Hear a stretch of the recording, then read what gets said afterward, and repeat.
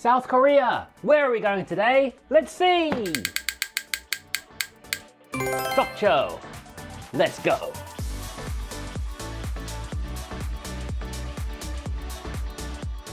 Sokcho is a place that I've wanted to visit for a really long time. For years now, I've heard co-workers and friends tell me about how amazing it is and how great it is to go for a day trip. Sokcho is right on the East Sea, which has the most beautiful beaches in Korea, and it's also a really small place, so it's very easy to get around. Actually, during this trip, I didn't take any public transportation. I just walked this entire trip. So it was really cheap. The place I wanted to see the most was Yeonggumjeong, which is a pavilion that juts out into the ocean. I made sure to see it in both the daytime and the nighttime. During the daytime, it looks really lovely, but it's at nighttime where it all lights up these rainbow colors, and it just looks amazing. I knew before I came to Sokcho that I had to capture it at daytime and nighttime, and from the sky. All three of which looked so awesome. It really lived up to the hype.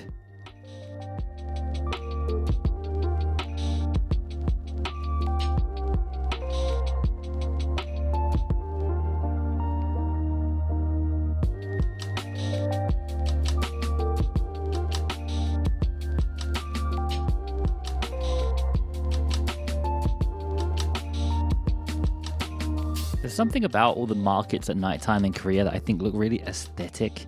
And these little restaurants next to the ocean they look so cool.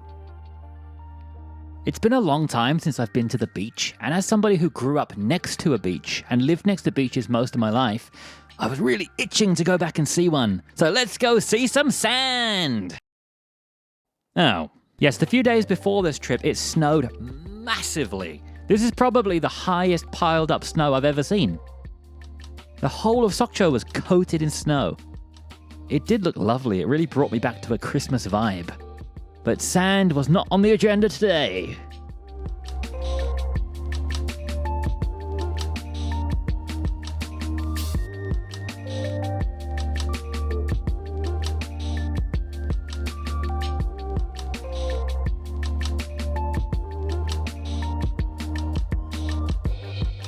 Being in a small town and not needing to take public transportation, what better place to walk than the romantic road? We hope that visitors, whether they are friends, families, or lovers, will have romantic experiences along the romantic road. Excuse me? Making our way along the romantic road, we got really nice views of various rocks, the ocean itself, a lovely view of Yeonggumjeong from the side, and a rock that had been completely taken over by birds.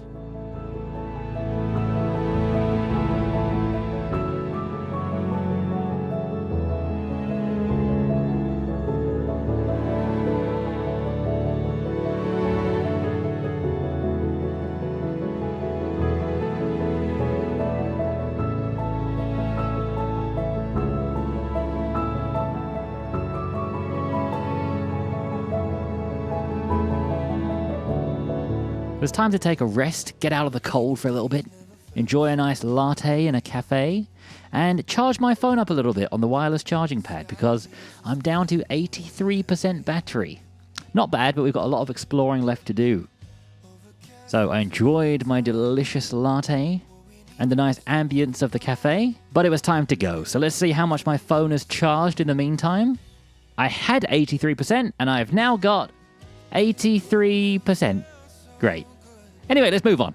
It was really interesting to walk around because wherever you go, you're walking between piles of snow. Off in the distance, you can see two bridges, a blue bridge and a red bridge. We're going to make our way across both of them, beginning with the blue bridge. I really like the design of these fish along the way, and there was a couple in front of me who seemed to be going exactly the same way I was, so I was basically just following them the whole way. I had to stop every now and again to just look at the mountains off in the distance.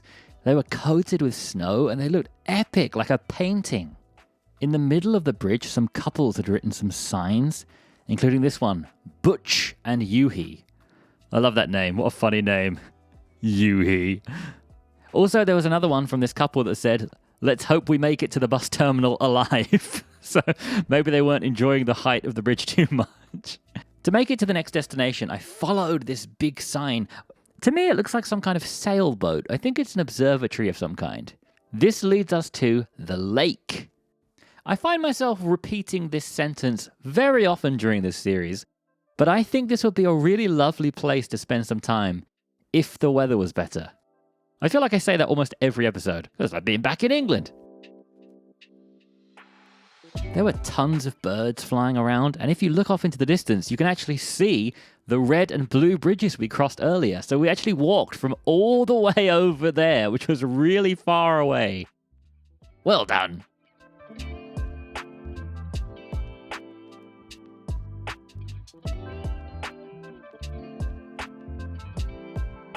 Now, we're getting through the day, but we can't finish until we do make it to the beach and see some actual sand.